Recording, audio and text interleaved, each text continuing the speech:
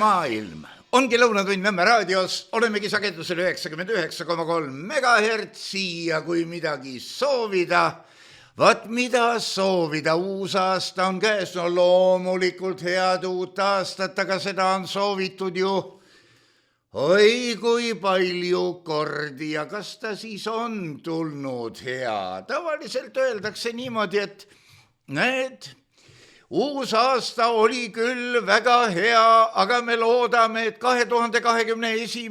aastal me saavutame taas 1996. aasta taseme, no minu pärast kas või nutriate tapmises või maisi kasvatamises, aga alati on kuskil üks sellesamuse tükikene, mis meie armsale meepurgile, eriti krehvtise mekki võib anda. Igal juhul, kui midagi head soovida, ainukene hea soov igale ühele isiklikult oleks, olgu sul kõige sitem selja taga.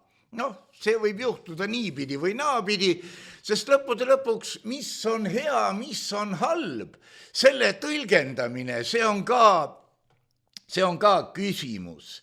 Me võime variserlikult öelda nii mõnegi inimese kohta, et näed, suri tema ära, oleks võinud elada, aga me ei tea, kuidas ta ise seda elu vastu võttis või nagu viisakas pruugis öeldakse, nautis. Kas ta üldse nautis või mida?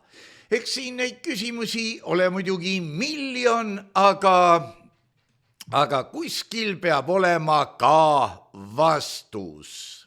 Vastuste kohta muidugi võib öelda nii, nagu ma olen kuskil juba öelnud, et tähtis ei ole alati vastus. Tähtis on küsimus, millele üritatakse seda vastust leida.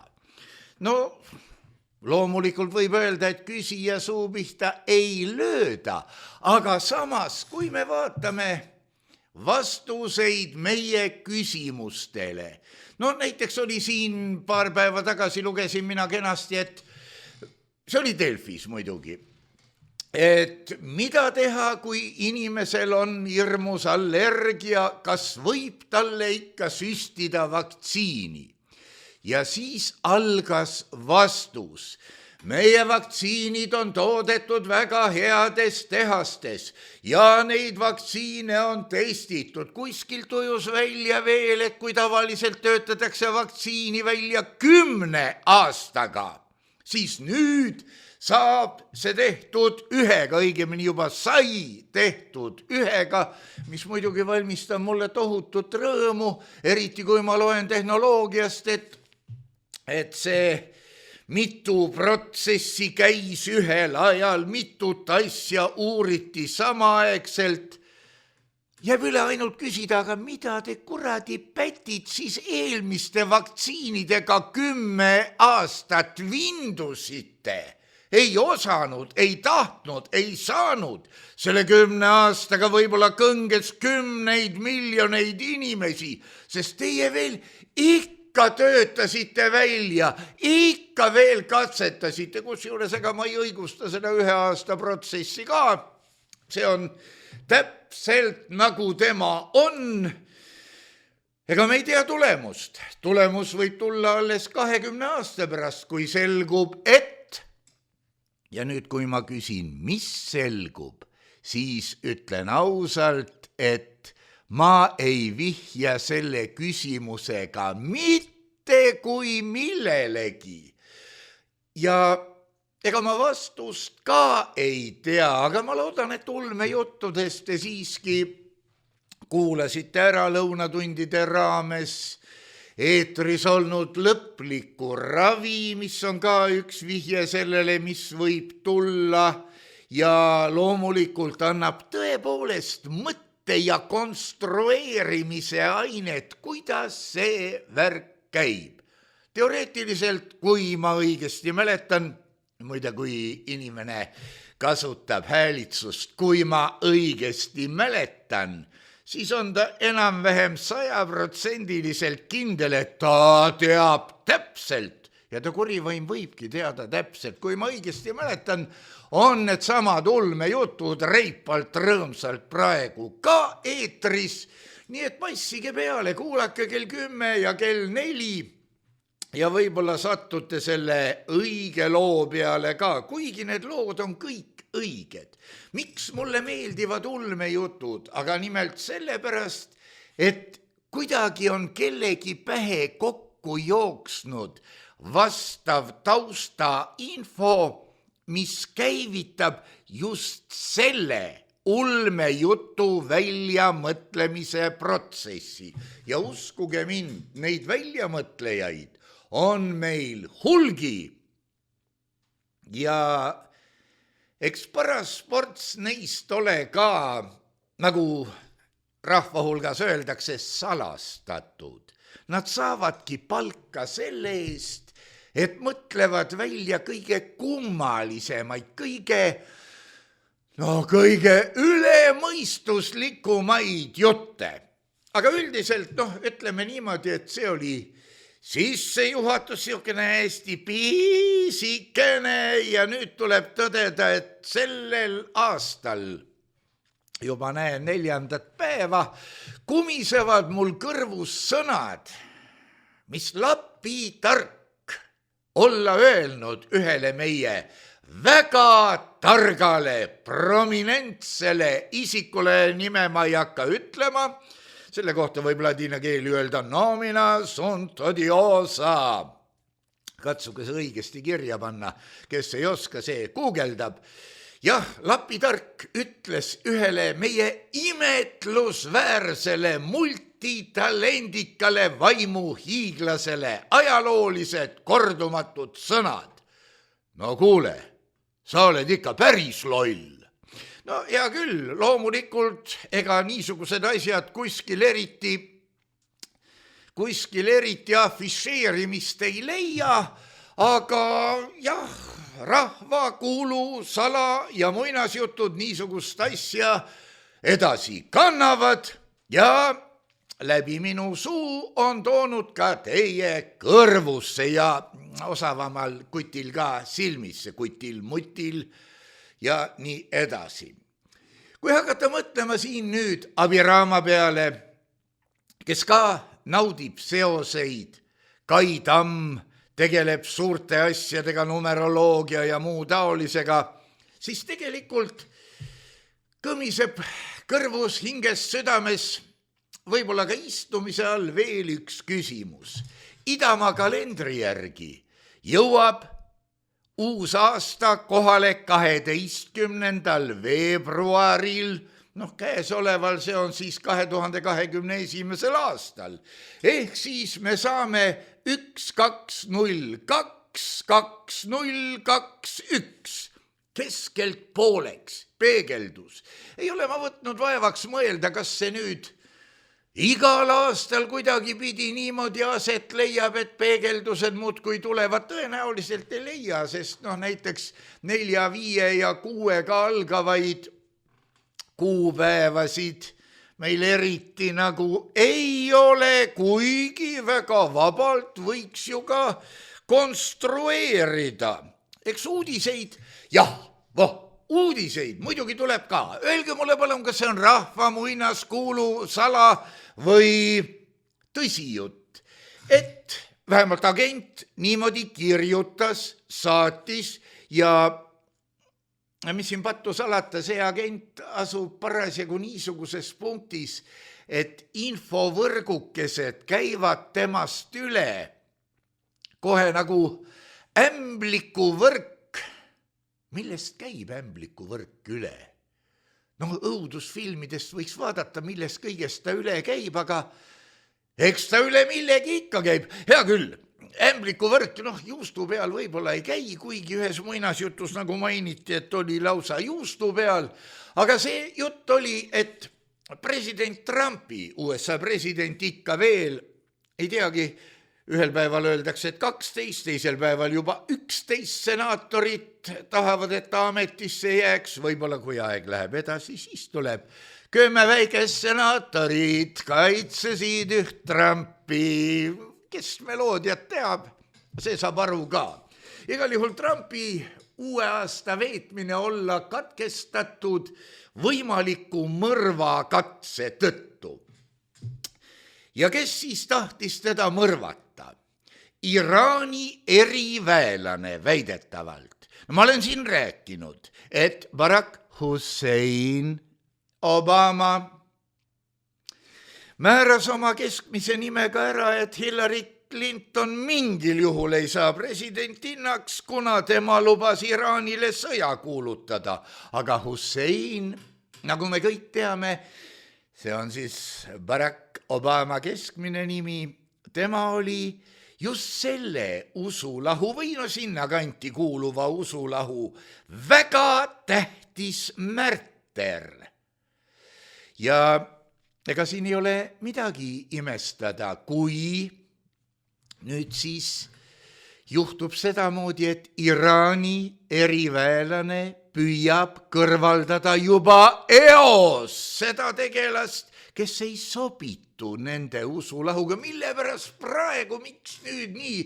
Igal juhul jah, väidetavalt Alex Jonesi sõnade järgi, Alex Jones on muide, võiks öelda, muidugi laiema haardega, aga võimalik, et sama hull kui mina või olen mina sama hull kui Alex Jones.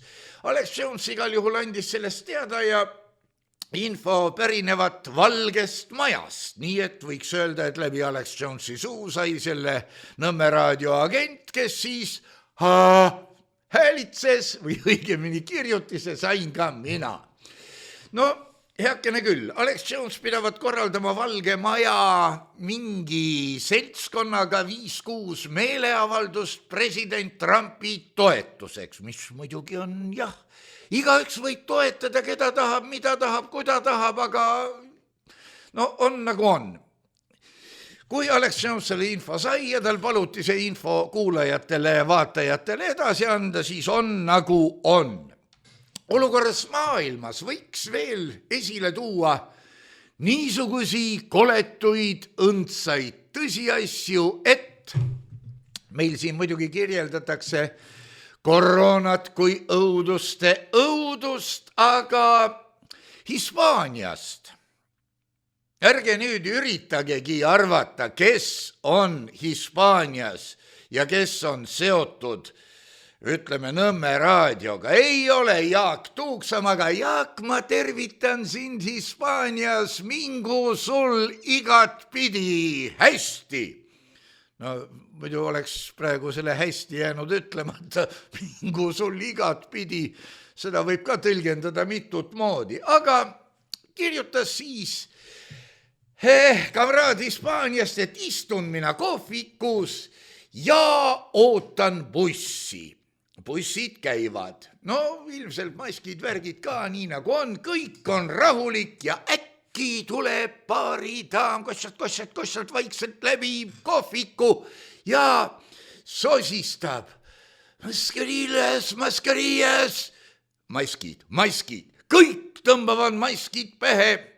Ma ei tea, kas nad hakkasid kohvi või oma häid paremaid jooke-sööke siis pressima läbi filtri, et kurgumulgus ka alla läheks. Ja 2 minutit hiljem, vaat see on nüüd küsimus, 2 minutit hiljem astusid sisse politseinikud ka rahulikult kohvi jooma. See rahulikult viitab, et ega neilgi maske nagu eriti ees ei olnud, kui nad kohvi jõid, aga 2 minutit.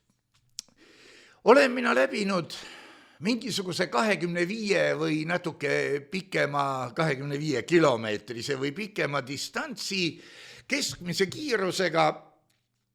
Mis see keskmine kiirus on, kui mul 7 minutit läks kilomeetri peale, ütleme, kui tulla normaalselt 8 minutit kilomeetri peale, 2 minutiga tähendab, peaks läbima 250 meetrit. Ja küll ütleme 200 meetrit. aga panete tähele, Hispaanias baaridaam sai info, politseinikud on 200 meetri kaugusel ja lähenevad. No näete, samal ajal muidugi teine kamraad ütleb, et politseinike näeb palju tihedalt, igal ristmikul istuvad, seisavad nemad, enamalt jaolt seisavad, telefonid käes ja mängivad oma Tetrist. Võiks öelda selges eesti keeles püha pohhuism. No jah, need maskid, vahepeal võib muidugi siin teha ka pisikese pildi, et ei ole mina stuudios üksi. Tõsi, stuudios on koguni mitu inimest, kes teeb tööd, kes aitab mul igasugust asja teha. Ja eks iga asi läheb muidugi asja ette, aga maskid. Vaadake, on mullegi tehtud märkus poes, et miks ma ei kanna maski. Ütlen ausalt, optikasse vaadates, kuigi peab ütlema, et nii palju, kui ma olen kaamera ees olnud, nii palju on mul palutud Jumala nimel ja kurat mind võtaks, optikasse ei tohi vaadata. Teate, kui raske see on valus. See on tõepoolest valus, mis siin taskus kommiga. Aga maskid. Kui ma kõnnin poes, suu on kinni, hingan läbi nina, rääkida ei ole mul poes kellegagi, jah, tõsi, tuttavate kassapidajatega ikka paar sõna saab vahetatud. Mõnikord on muidugi raske aru saada, millest nad parasjagu räägivad, aga ei ole midagi parata, elu on selline. Kui ma kõnnin poes, silmad lahti, suu kinni, hingan läbi nina. No vaadake, Nõmme raadio on niisugune koht, kus eriti külmetushaigusi ja tatitõbesid põdeda ei saa. Ja vaat kui ei saa, siis nagu eriti ei trügi ka. No looduse vastu ka ei saa. Kui ei tule see haigus kallale, siis tema ei tule. Aga tõepoolest, maski kandmine on mul vastunäidustatud ja sellele võib kinnitust leida ka mingites minu meditsiinilistes dokumentides. Võib-olla mõned mäletavad, et eelmisel aastal ma olin siin sutsaka siit ära, sutsaka sealt ära, natukene nagu ebaterves seisundis.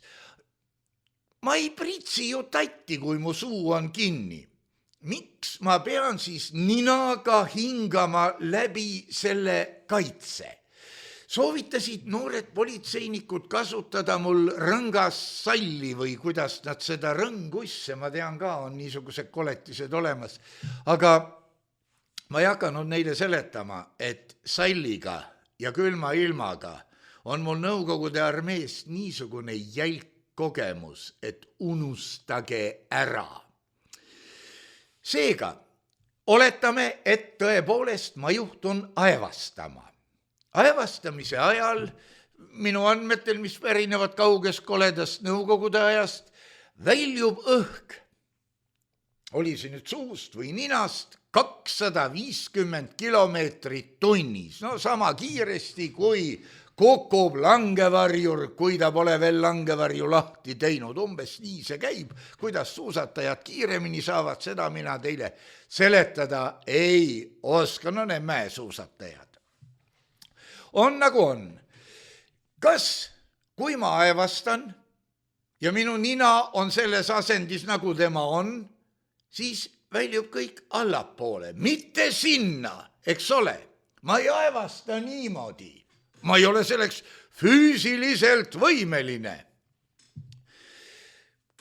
Kui ma aevastan, siis proovige kodus aevastada. Hingate sisse ja hooga välja. Kõik on lirtsti vastu põrandat. No ja üldiselt poed on niisugused kohad, kus ei seletata kõva häälega. Kuigi jah, on olnud ka juhuseid, tõsi, mitte Tallinnas ka siiski, kus inimene, ma vaatan lühike kassa järjekord, lähen sinna. No selge, seisab. Vaatan temast veel mõned meetrid eemalt, seisab keegi. Ma siis lehvitasin, et kas keegi veel siia kassasse? No hea küll, tigedaks nad said, aga pole parata, elu on niisugune. Seletage mulle veel üks asi ära. Brittidel on WC-sildid, mis ütlevad, et kõigepealt ajad oma asja ära potti, siis pane gaas kinni, pane potile gaas peale ja alles siis tõmba vett. Nii aitad ära hoida koroonaviiruse levikut. Noh, see on kena. Ma saan aru niimoodi, et minu oma tagumikust tuli potti ja nüüd, kui kaant peal ei ole, ma tõmban vett ja ta kargab mulle ninna.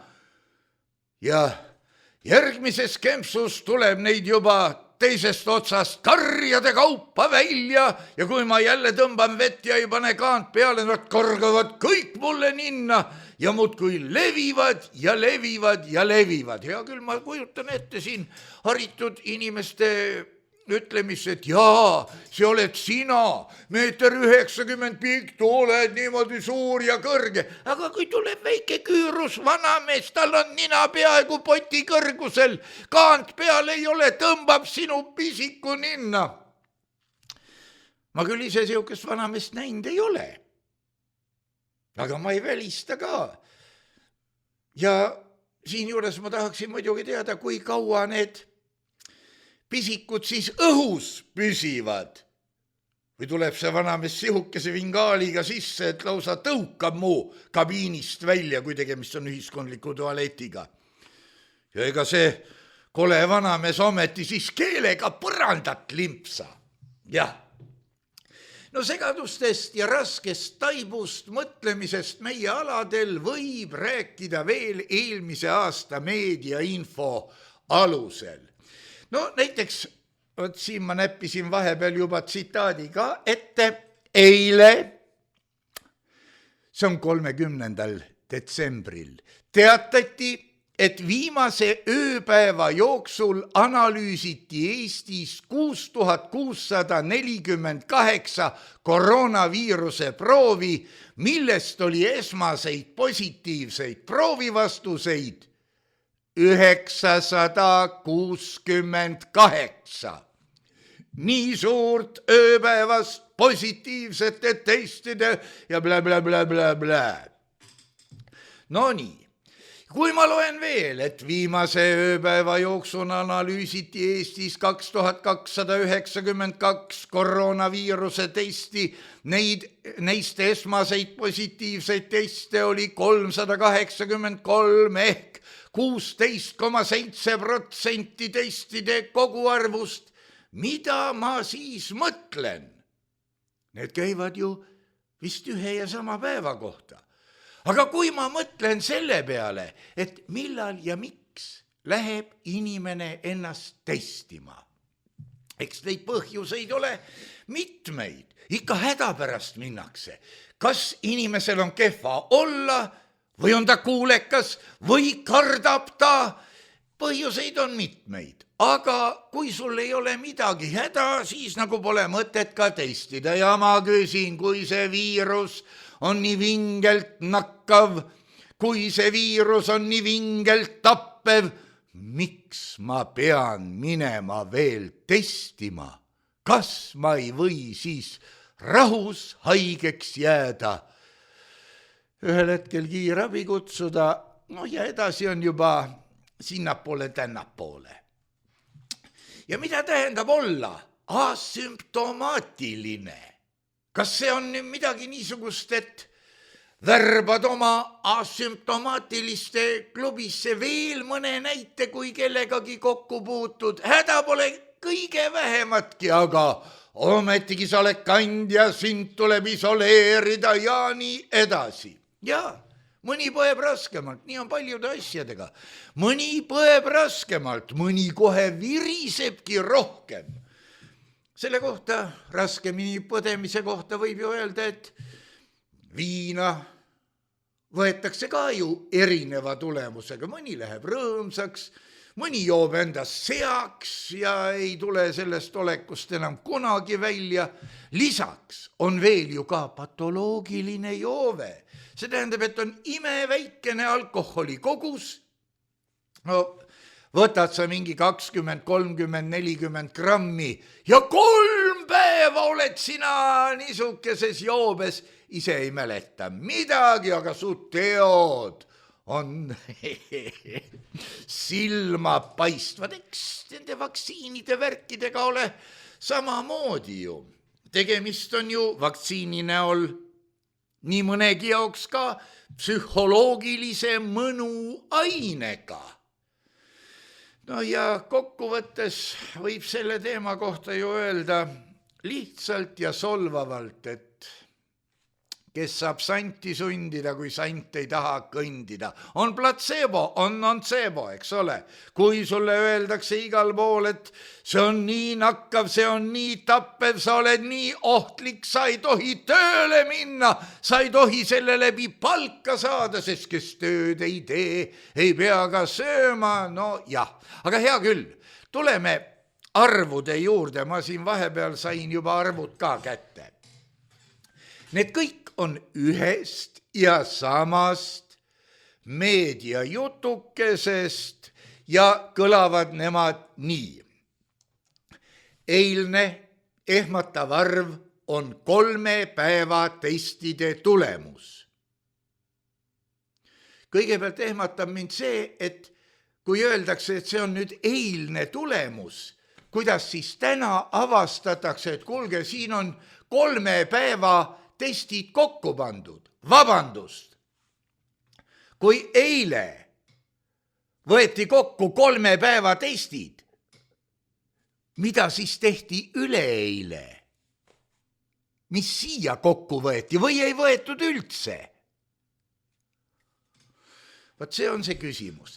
Eilne ehmatav arv on 3 päeva testide tulemus. 28. detsembril võetud testidest osutus positiivseks 302 testi. 29. detsembril 661 ja 30. detsembril 5 testi.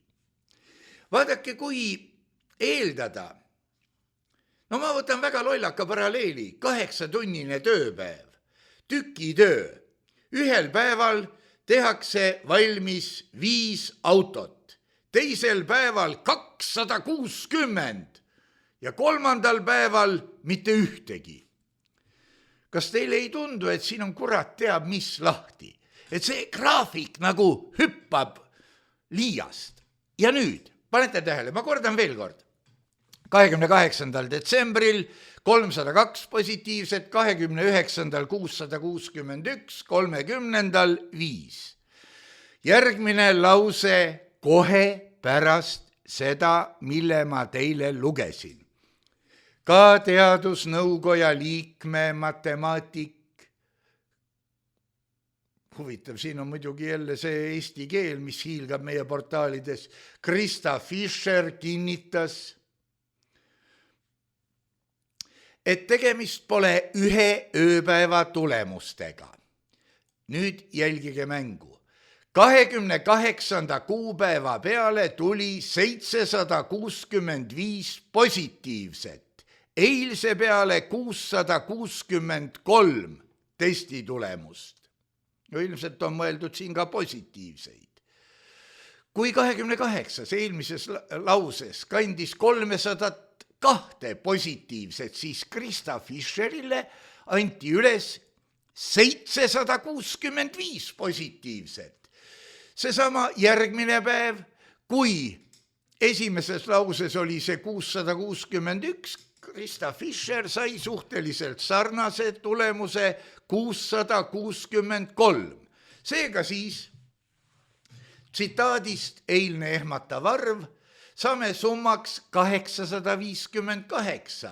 Krista Fischeri järgi 1428, millele tuleks siis vastavalt liita 30. detsembri kas 5 või 968 või ma ei tea mida. Igal juhul, nagu te näete, need arvud. Need arvud võiksid pärineda erinevatest allikatest või umbes nii. Nüüd tekib mul tõepoolest küsimus.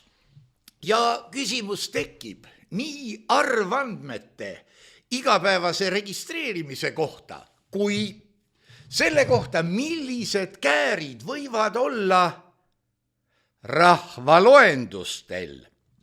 Muide, siiapoole peaks ka pildi tegema, seda nagu veel tehtud ei ole. Niimoodi, siin näeb see pilt välja siis selline, selle ma panen muidugi video juurde, nii et need, kes ainult kuulevad, võiksid ka videot näppida. Millised võiksid näha arvandmed välja rahvaloendustel, mille peaproov, nagu ma aru saan, on õhus? Mida proovitakse? Aga kui prooviks 3 korda järjest, kas saaks enam-vähem lubatava veapiiriga tulemuse või?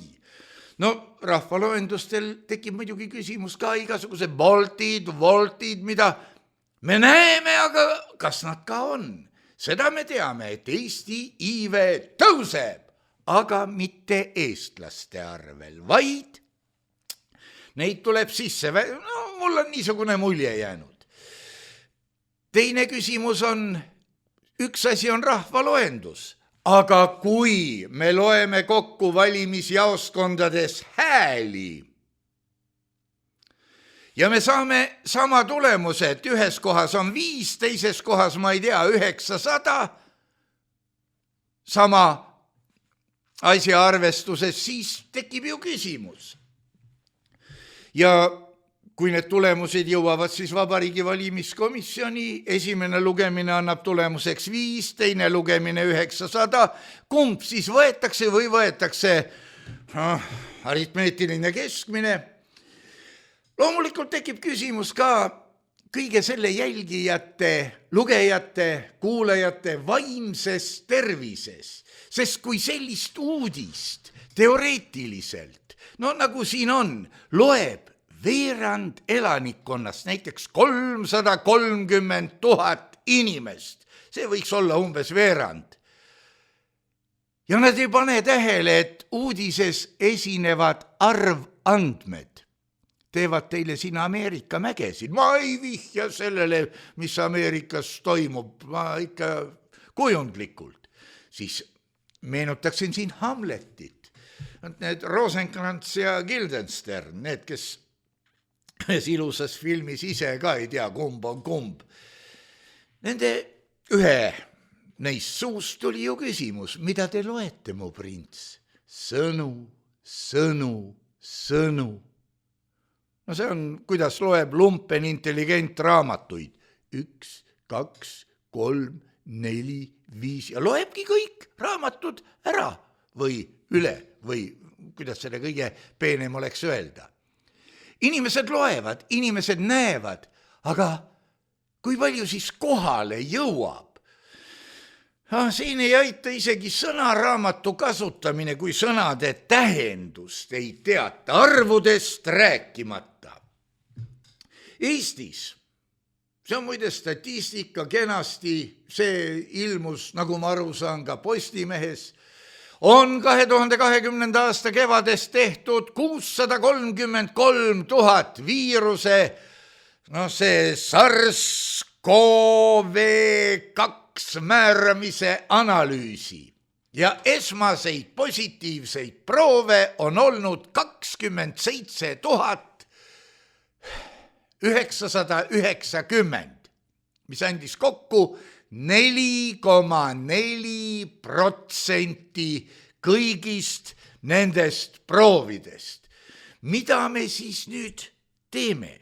Me hirmutame niipidi, me hirmutame naapidi. Kummaline on muidugi vaadata ka meie peaviroloogi esinemisi.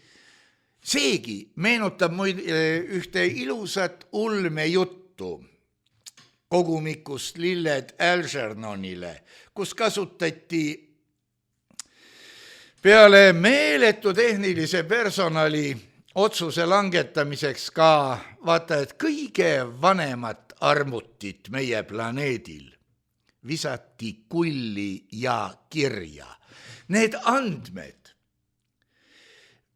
ma praegu mälu järgi jälle, kui küsiti, et vot see meie suur superkompuuter, tema andis niisugusi andmeid, aga kui sõda oli võidetud, siis arutati ja üks asjalik mees ütleb, et no need andmed olid nagu nad olid, aga nad ei mõjunud kuigi veenvatena, nad ei olnud nagu päris, nagu oleks tahetud öelda ühte, aga öeldi teist ja vot, eks meie peaviroloogiga ole ka täpselt sama asi, kui ta midagi ütleb, siis paljudel juhtudel sisaldub tema tsitaatides paras annus tüdimust. Kui kaua võib niisuguse jamaga tegeleda? Ma ei taha öelda, et ta siin tüdinult ütleb, et kuulge, saage ometi terveks. Ei. Lisaks muidugi võib siin võtta veel selle paanika vaktsineerimise teemal meie meedias, vaata kuhu tahad, nõutakse, tähendab, esindaja nõuab eelisjärjekorda akadeemikutele, nõutakse poemüüjatele, selles on ka muidugi oma konks, akadeemik, võid sa olla kodus ka, oled akadeemiline, no põhjendus toodi, et akadeemikud on niisuguses eas, kus nad on kõik riskigrupis juba. Akadeemik võib olla kodus ka, akadeemik võib vastata selgelt ja kirjalikult, poemüüja ei saa. Ja konks on selles, et kui nüüd poemüüja ei saa, ei tohi minna tööle, sest ta on vaktsineerimata, no võtame, ega see ei pea olema valitsusest tulnud. See võib olla tükk maad madalamalt, mingisugune sisekorra eeskiri või kaupluse juhataja käskiri, kas või selleks, et saada lahti mõnest ebasobivast. Ja muidugi need vaktsineerimise värgid ka, mis siin on, et kas võib vaktsineerida seda, kellel on allergia ja mida teha, siis lasta töölt lahti või kuidas seda lahendada. Ja loomulikult minnakse vaktsineerima vabatahtlikult, sest kes tööd ei tee, see süüa ei saa ja nii edasi. Vaktsineerimisega seoses tooksin ma ühe universaalnäite ka Aafrikas, seda ma olen mitu korda esitanud. Ma isegi ei mäleta päris täpselt, millise Aafrika riigiga tegu oli, aga tegemist oli igal juhul mingi botulismi või ma ei tea, teetanuse vastase vaktsiiniga, mida süstiti ainult fertiilses eas naistele ja tütarlastele. Mehed ja poisid, kes ennast tükk maad rohkem kriimustasid ja veritsevaid haavandeid said, neid ei vaktsineeritud ja mida pandi tähele? Pandi tähele, et vaktsineeritud naised hakkasid sünnitama vähem. Ei, ma ei taha siin öelda midagi selle kohta, et vaktsiinid on mürgid, värgid, kõik. Ei, põhimõte on jumala hea. Inimesel ei ole nohu, köha, ei ole külmetushaigusi. Muide, kuidas meil nende kohikepikestega on, kas nendega saadi nüüd hakkama, kas need ei kummita enam Eestis? Ma mäletan, et aastat 10-15 tagasi oli ikka koletult palju neid kohikepikesi ja kirjutati, et näe, kurradid sõidavad bussis ja köhivad ja ei tea, kas sealt haiguse puhanguid ka tuli. Siin ma võtsin vahepeal lahti kirja, mis on seotud ka antud teemaga. Agent Liverpoolist, huvitav koht, sealt on Beatlesid pärit, küsib, huvitav, kus kohast üldse need Pfizer ja Moderna võtsid selle idee, et on vaja geene muuta, kui Oxfordi näitel selgub, et täiesti normaalset tüüpi vaktsiin on sama kasulik. Kolmapäeval tuleb, istub kuhugi siia selle kaamera koha peale doktor Viktor Vassiljev ja kordab üle. Igas ravimis on 30% platseebot. No eks see platseebo ühendabki ja niimoodi tema läheb. Kirjutab agent veel, lisandub veel paanika, et üks või teine on pärast vaktsineerimist kummaliseks muutunud või hoopis ära surnud. Karmen Jollerist ei ole tükk aega midagi kuulda olnud peale selle, et ta sai oma vaktsiinisutsaka kätte, kirjutas ühe loo, kui hea see kõik oli. No tõsi, ega ma eriti hoolega ei ole otsinud ka.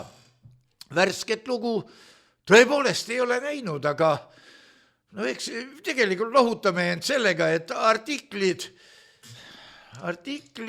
ootavad ka, ei ole jah värsket, ootavad ka ilmumisjärjekorda. Muidugi võib siin tõdeda, et gripi vastu on vaktsineeritud ametlikult alates möödunud sajandi 40-ndatest. Ja näe, gripp kadus ära. Kui nüüd uskuda peavoolumeediat, siis on meil olnud üks ainukene ametlik gripi juhtum. No võib-olla tänase seisuga 2, võib-olla koguni 5. Aga tõdeda tuleb, et netu gripi. Kas tõesti saavutati kuidagi pidi karja immuunsus? Kas tõesti, no midagi veel? Või lihtsalt enam ei diagnoosita? Üks, milles ma olen sügavalt veendunud, on see, et olla meedik, see on kiiks, see on omamoodi kutsehaigus. Üleminekuvorm on ka, see on tõusta ametiredelil, nii et enam patsientidega kokku ei puutu, vaid puutud kokku haritud ja intelligentse seltskonnaga, räägid ministritega, otsustad sinna, tänna, 3. kohta. See on üleminekuvorm, aga tegevarstid. Noh, ma ei tea, kas te olete kohanud kokkasid, kes meelega keedavad niisugust suppi, teevad niisugust praadi, mis oksele ajab? Ei ole. Vaat on kutsehaigused ja kutsehaigus väljendub paljudel juhtudel selles, et sisimas tahetakse olla oma eriala parim. Kusjuures siin ka on ikkagi see, et ega siis meedikud ei ole vabastatud ülejäänud inimkonna probleemidest. Nad ju ka ikkagi homo sapiensid ja kui homo sapienside hulgas 80% planeedist kannab 2 isiksuse häiret, ei maksa arvata, et meedikud sellest vabada. Muidugi, kui nad ise on suutelised endal tuvastama nohu, köha, isiksuse häiret, vaat siis me sattume õige huvitavasse olukorda. Ja muidugi siin on veel üks asi. See on, milline on meedikute huumorimeel. Me võime ju rääkida, et kirurgid ja opi ajal võivad ropendada, teha võika-võitu nalju. Ei, needki naljad on teisest kategooriast. Autojuhtidele näiteks kaunikesti mõistetamatud võib olla või minusugustele, aga nemad ise, nali, huumor kui niisugune on see, mis kutsub esile naeru kui vabastuse, pingetest pääsemise. Ma ei usu, et meedikute naljad on satiir, mõnitamine, ärapanemine või kui, siis jah. Noh, mida võib öelda? Eks siin Platon muidugi on öelnud, et kõige rohkem vihatakse neid, kes kuulutavad tõde. Kuulutavad, ütlevad, räägivad, aga meie aja jubedus on ju see, et tõde kuulutatakse tihtipeale kogukonna reeglitega vastuolus olevaks, eks ole. Ja domineerima peab õige seisukoht, aga tõde kui niisugune, see on siis õige seisukoha monopol. Eeltoodu kõrval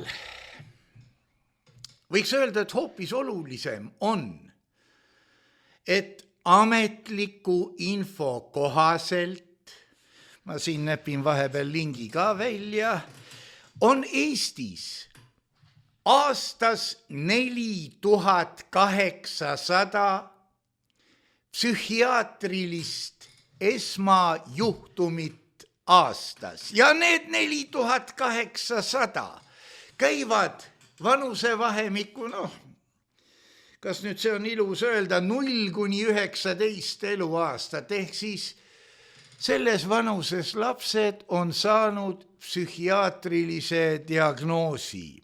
Jah, muidugi mõtlesin praegu selle peale, et kuidas vastsündinule saab panna psühhiaatrilise diagnoosi, aga esimene asi, mis meelde tuli, oligi mingisugune oligofreenia või spina bifida või ma ei tea, mis siin kõik võivad olla seotud. Ma ei ole asjatundja, kui ma ütlesin midagi valesti, mea culpa, mea maxima culpa. Aga jah, 4800 psühhiaatrilist esmajuhtumit aastas. Tingimustes, kus psühhiaatreid ei jätku. Tingimustes, kus, mis tingimused, ei saa ju olla niimoodi, et need 4800 nii kui jookses sisse astuvad, see on ju haige, paneme diagnoosi kirja, tal on see, teine või kolmas, kuigi arvestades 80% ja need isiksuse häired ja et inimese mõttes mõistlikke on planeedil umbes 3% jäänud, kogu ülejäänud homo sapienslikust jumala loomingust, siis küsimus tõepoolest selles, kas need numbrid on õiged või on tõesti kurat lahti need 4800. Teate, võtke nüüd jalad paljaks, sõrmede ja varvastega arvestage kokku, kui meil tuleb see hulk psühhiaatrilisi diagnoose järeltulevatele põlvkondadele aastas. Kui palju see protsentuaalselt on, mida see annab, kui palju see peade arvu järgi on, kuigi selle saab tõenäoliselt statistikast kätte. Ja kas need 4800 on kõik? Sest väga paljud jäävad ju märkamata ka. Mullegi on öeldud korduvalt, et sa, Lepa, oled ju lollakas. Hea küll. Loll ja hull, need on kaks erinevat asja. Hull ei pruugi olla loll, aga loll, see käitub hullusti, nii et niipidi nagu oleks seos võimalik. Kui teine 4800 diagnoosi väärilist on sulandunud ühiskonda, mäletate, võib-olla ma tegin siin saate 2 või 3 või 4 möödunud aastal igasugustest tegelastest, nende hulgast ka debiilidest, kelle hulgas pidavat olema, oli see nüüd teaduste doktoreid või lausa akadeemikuid, just tänu sellele, et vene keeles on see salongi debiil täiesti diagnoosivääriline. Isegi Viktor Vassiljev ühes saates kinnitas, et jah, leidsin, oli. Kui me võtame, et meie akadeemikute hulgas võib olla neid, kes oma formaalloogika ja plagisemisega on saavutanud positsiooni, kus neid pidevalt, toon sisse Peteri printsiibi, vallandatakse edutamise kaudu. Seda teemat ei taha isegi edasi mõelda. Siin on nii palju erinevaid variante. No loomulikult jah. Öeldakse, et paljud meie haigusjuhtumid, psühhiaatrilised, need, mis saavad diagnoosi ja need, mis ei saa diagnoosi, on geenirikked. Tahad või ei taha, aga selle koha peal tuleb küll meelde Liverpooli agendi küsimused, kus kohast üldse need Pfizer ja nagu ta kirjutas Moderna, jah, võtsid selle idee, et on vaja geene muuta. Ja mis selle tulemus on? Hea küll, lugesin mina ka, et see natukene, see ei tee midagi. No teate, andke mamma ja sugulaste nähes imikule kas või teelusike täis viina ja öelge, see natukene, see ei tee midagi. Ma tean, mu näide võib olla kohatu, see ei ole digitaalne näide, see on analoognäide.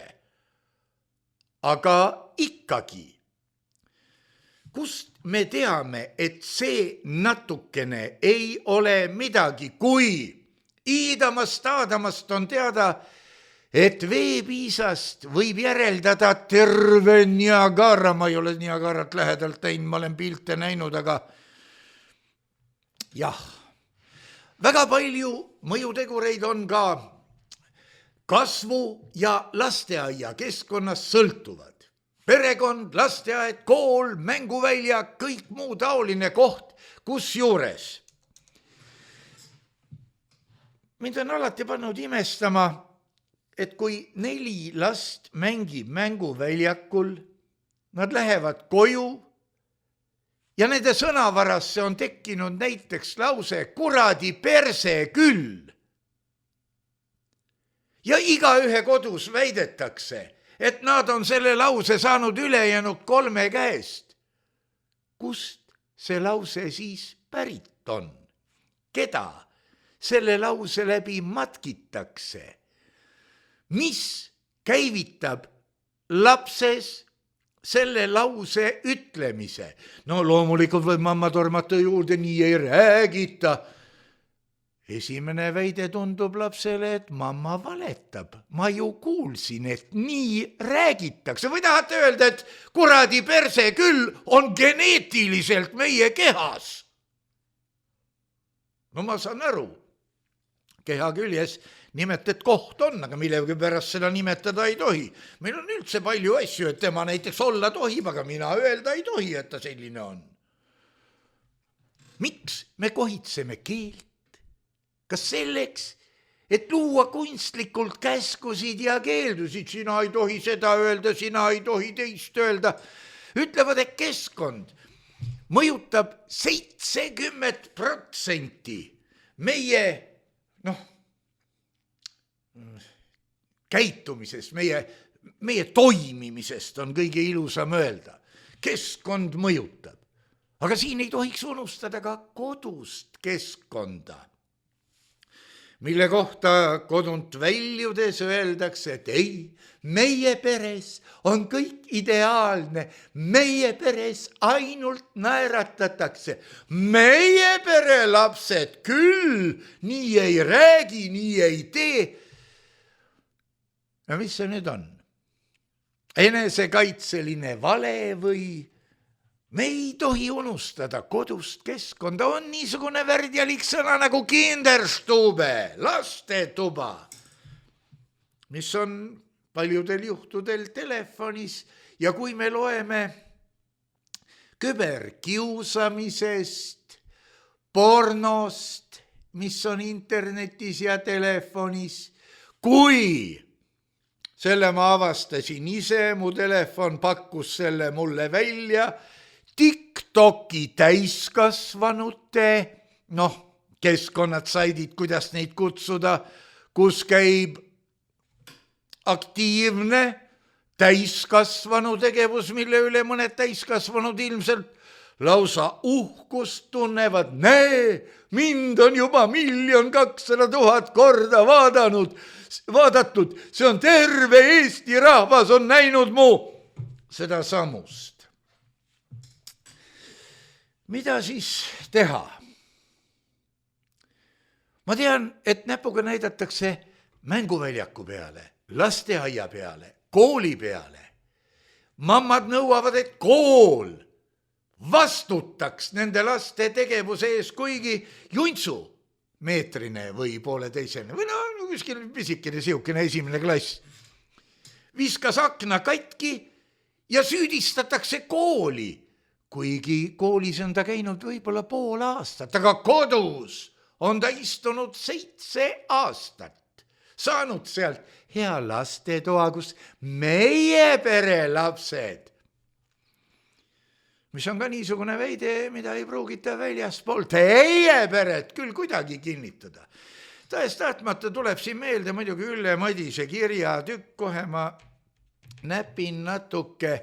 Jah, Ülle Madise kirjatükk, ühiskond peaks olema võimalikult hirmuvaba. Ma täiesti nõus.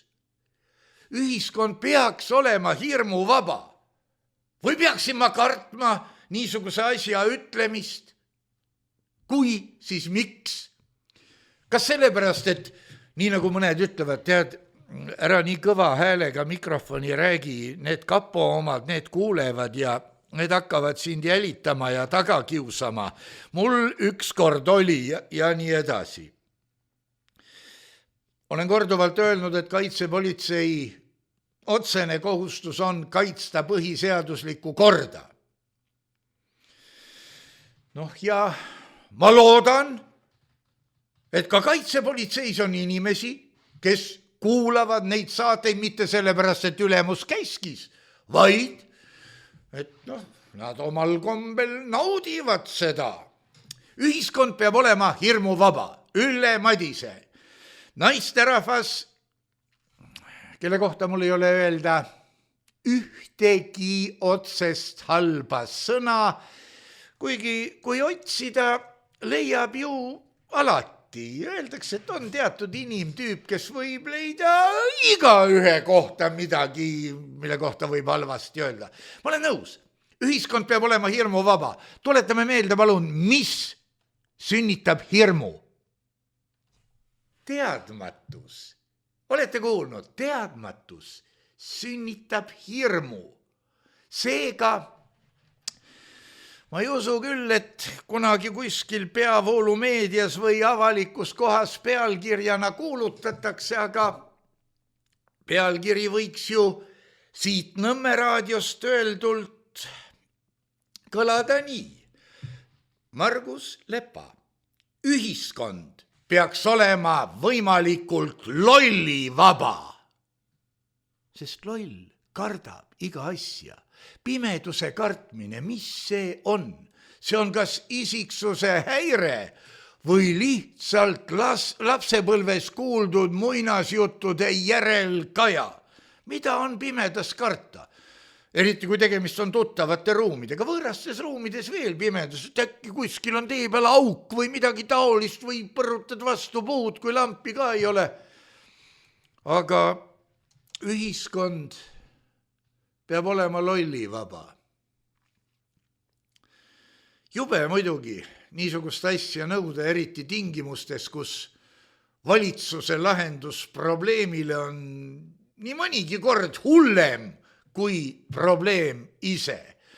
Aga ma panen nüüd lingi, see link on mul ka kenasti nüüd kätte saadud, panen lingi ilusti kodulehele. See on siis Delfi lood Pere ja kodu seerias. Pere ja kodu all on tihtipeale huvitavaid asju. Ja see on siis Liina Lokko, laste seas on 4800 psühhiaatrilist esmajuhtumit aastas. Kas meil on valed numbrid? Vale numbrid vist oleks õigem, kuigi omavahel öeldes hakkab eesti keel mul ka suus juba minema selliseks, et sülita või välja. kas meil on valed numbrid, nii on originaalis, või suur probleem, küsimärk id. See on mingi lingi eripära ilmselt. Vahepala võiks ka olla, see on farss. Vanasti mängiti teatrites kahe tigeda ja kurja ja kurva vaatuse vahepeal niisugusi lõbusaid lustmänge, mida kutsuti farsiks. Hakkliha on ka peaaegu et farš, eks ole, vene keeles. Aga vahemänguna nii palju, et Igor Gräzin viskas päris hea nalja.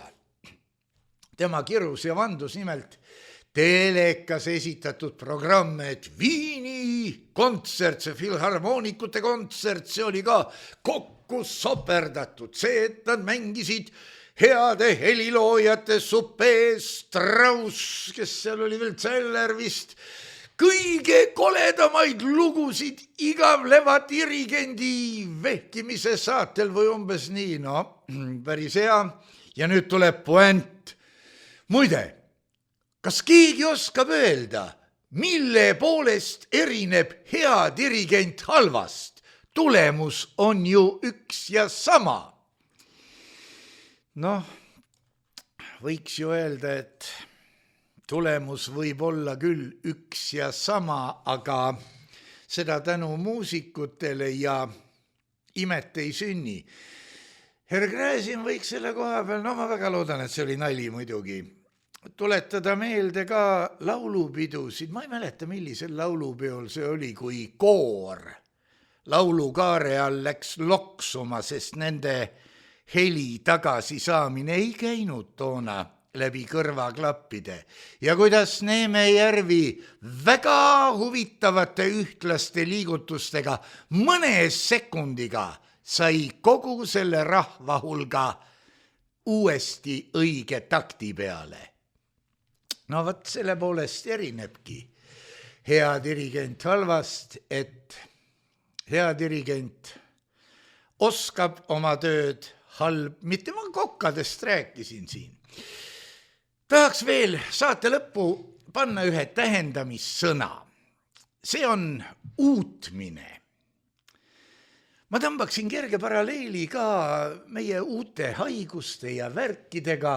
Uutmine oli Nõukogude Liidus omal ajal alguse saanud niisugune kummaline, vabam väidetavalt, liberaalsem väidetavalt periood ja sellega kaasnesid ulatuslikud ümberkorraldused majanduses. Me ei saa öelda, et uutmine need põhjustas. Esitaksin hüpoteesi, et uutmine legaliseeris selle, mis ammu juba toimus. Tuletan meelde, et oli kunagi niisugune kinožurnaal, nagu teda vene keeli kutsuti, Ringvaade, nagu Süütenöör, Fetil. Ja seal näidati imeasju. Samas oli ka ametiühingute häälekandja üks ajaleht, kas Truut oli ta nimi või ma ei mäleta, venekeelne, kus kirjutati ka imeasju. Ja tuli välja, et Nõukogude ajal juhtus Nõukogude Liidus lugusid, kus Siberis või kuskil Mõmmkülas töötas vägev tehas. Toodangut tuli nagu Vändras saelaudu, plaane ületati, kõik oli võimas.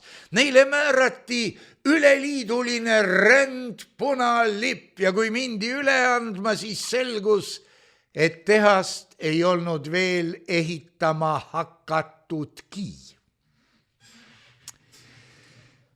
Aga küsin, mis see läks maksma riigile, olgu peale sellele kuradi Nõukogude Liidule, kus meil kõigil oli raske elada, kus me kõik vihkasime ja õõnestasime.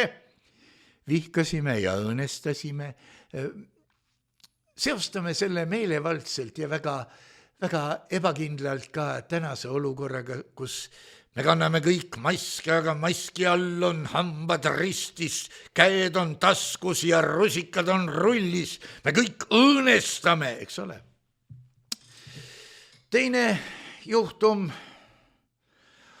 ütleme see tehas, mida ei olnud veel ehitama hakatud, see oli nüüd üks asi. Teine asi, mis kaasnes uutmisega, oli kuiv ja kuri seadus. Gorbatšov alustas oma alkoholivastast võitlust ja selle kohta räägiti ka kenasid anekdoote, et läks Gorbatšov kuhugi tehasesse, muidugi kõik kaamerad peal ja seal treial treib ja küsib Gorbatšov, aga kas sina võiksid nii hästi tööd teha, kui sa oleksid 100 grammi võtnud?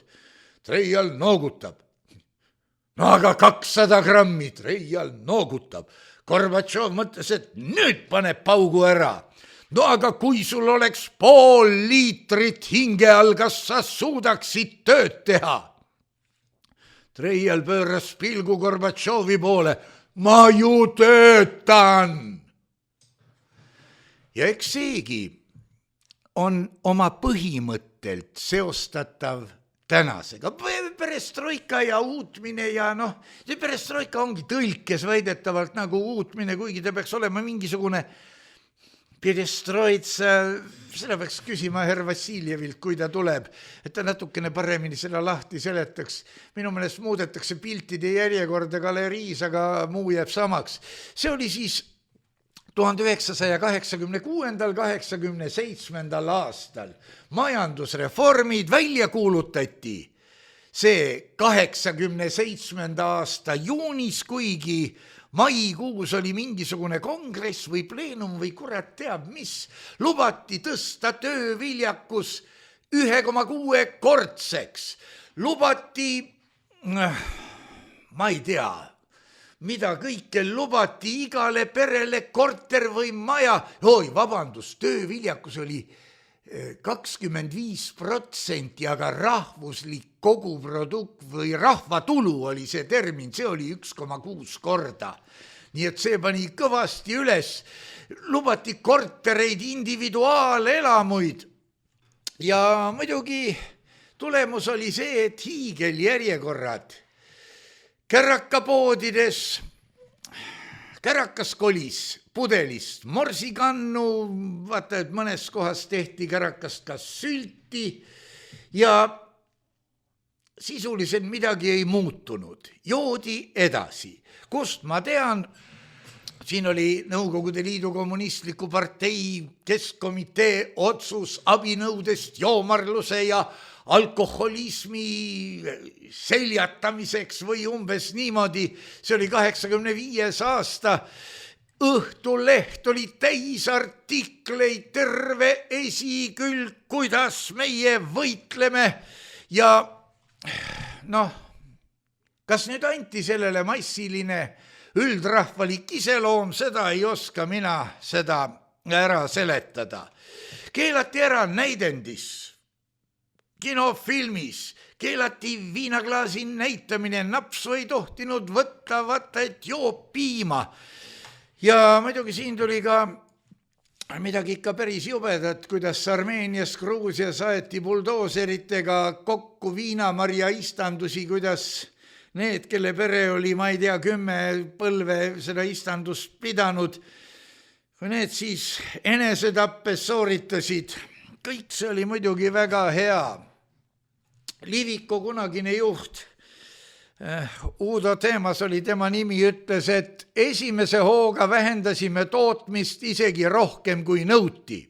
Selle eest tuli kiitus, punalipp ja nii mõnigi auto. Tuletan meelde, et autosid Nõukogude ajal osta ei saanud.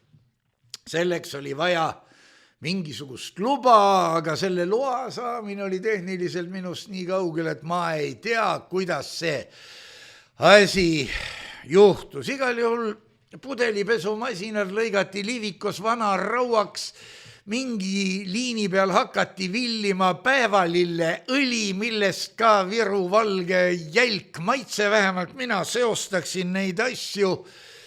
Ja mis siis tegelikult toimus midagi masendavat, millest üldiselt vaikitakse, kuigi ettevõtmine olevat olnud hea ja andnud tulemusi. Samas tulemusi annab midagi muud. natuke rohkem.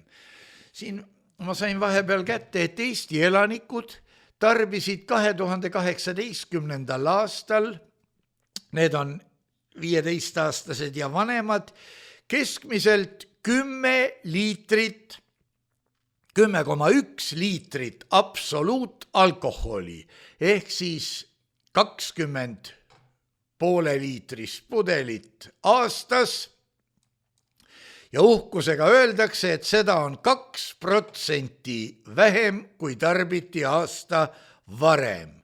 See kõik võib nii olla, aga katsume võrrelda kahte põhimõtet.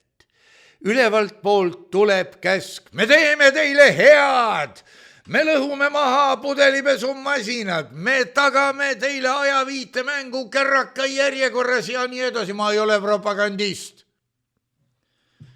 Aga ma tuletan meelde siin kas või Harri Raudvere juttu sellest, kuidas ta tahtis hommikul osta mingisuguse pudeli koju varuks Saaremaal ja öeldi, et ei saa, enne 10 ei tohi.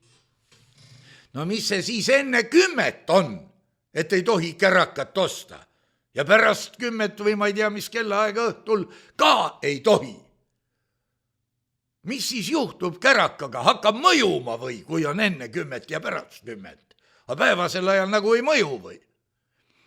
See, võt niisugune mõtlemine, see on üks igavesti imetegu ja eks nende maskidega ole umbes samamoodi. Me võime siin maske raaditada nii palju kui tahame, aga kas sellest ka praktilist kasu on, keegi kurat ei tea. Loomulikult ma tean 10 juhtumeid.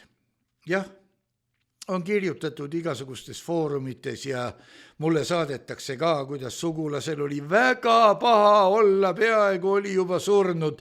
Läks proovi andma ja tuligi välja, et koroona. No läks koju tagasi, mis ta oli nüüd õnnelik siis või?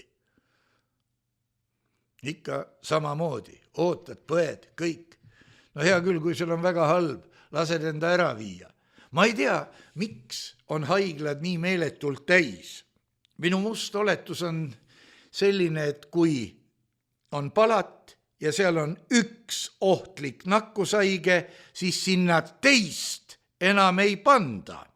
Järelikult mahutab haigla täpselt nii palju haigeid, kui palju on palateid. Me võime muidugi öelda, et jah, aga näed, surnukuuri eesruumi saab ka 2 tükki panna, no 2 ei saa vist igaks, kuigi sinna võib-olla saab 2 ka panna.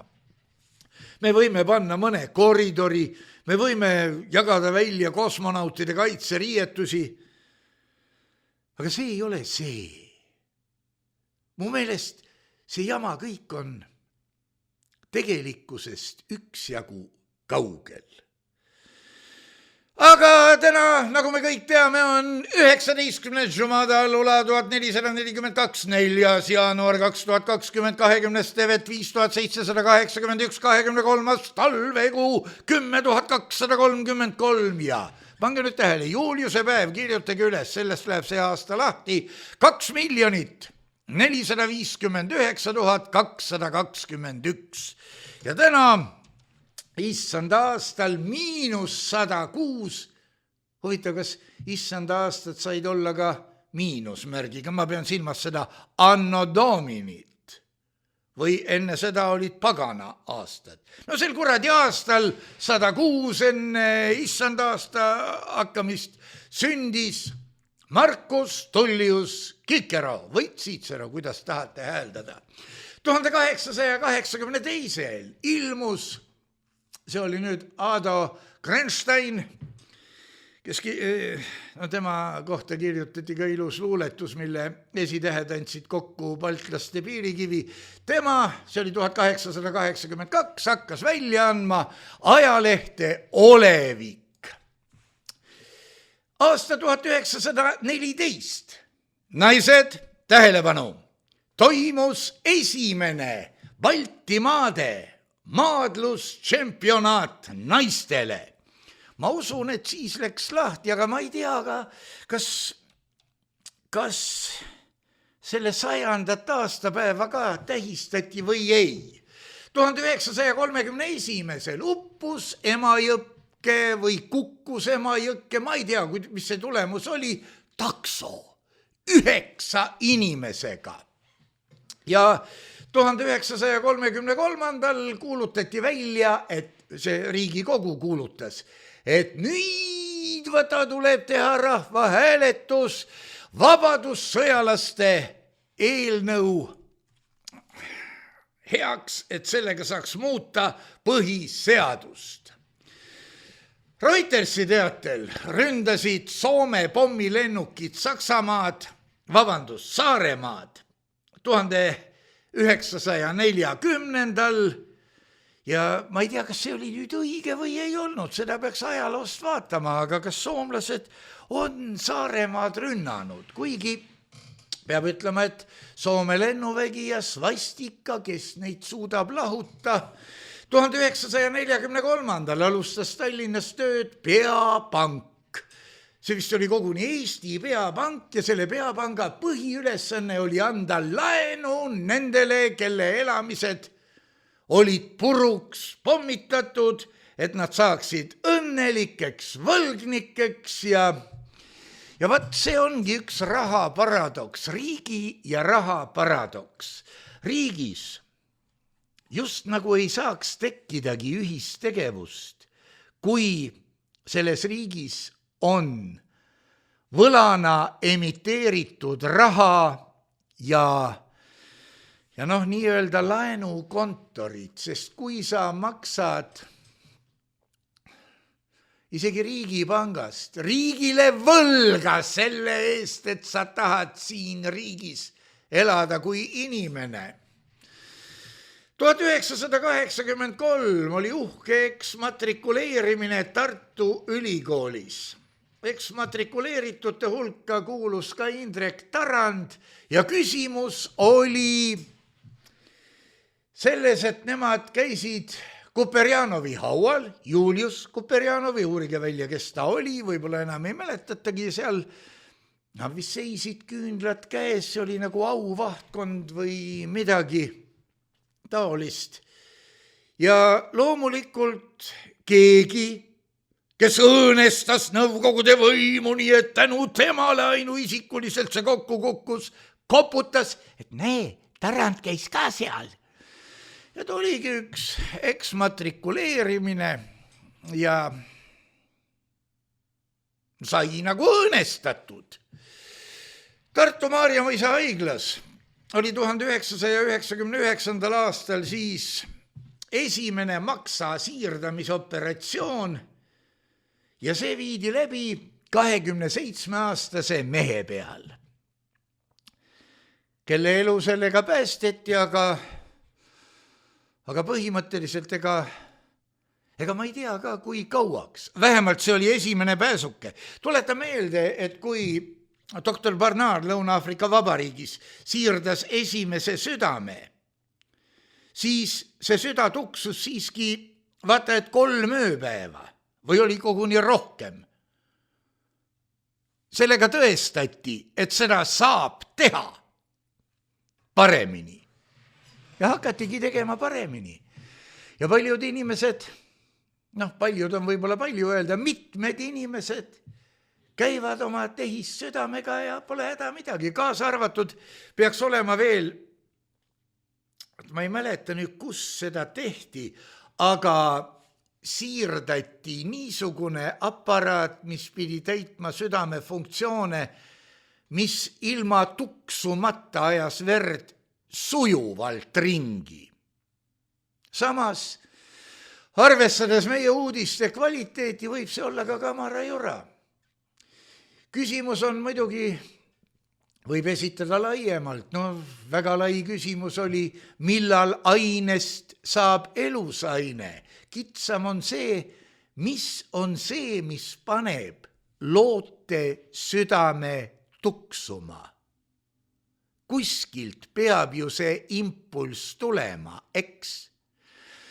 Olen mina lugenud ka ja võt millegi pärast on mul niisugune tunne, et sellega oli seotud ajakiri Lancet.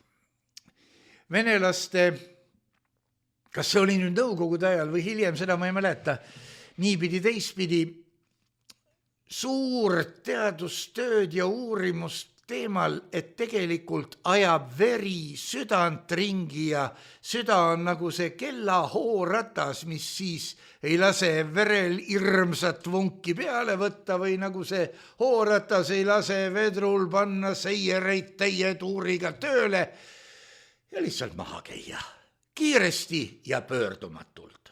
Aga tänaseks ütleme, et kõik videovaatajatele panen siia otsa veel ühe reklaamivideokese, mis on ka ilus ja asjalik vaadata, eriti tartlastel. Ja eks näis, mida toob homne päev. Aga püha sõda ei ole veel lõppenud.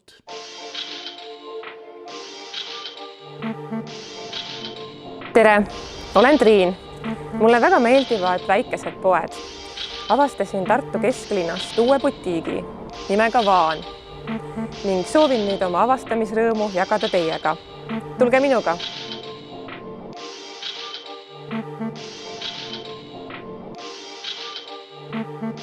Tere tulemast Vaan butiiki.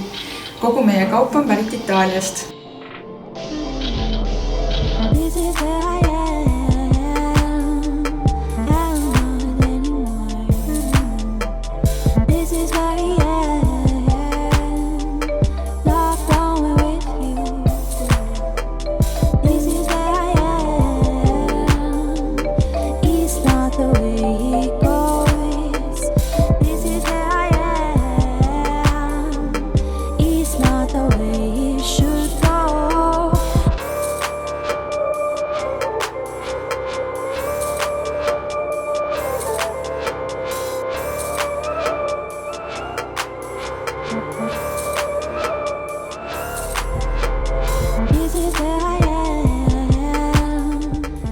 Poetuur on nüüd tehtud. Vaan butiigis on palju ilusaid ja omanäolisi asju. Tulge ise vaatama. Kohtumiseni! Kohtumiseni!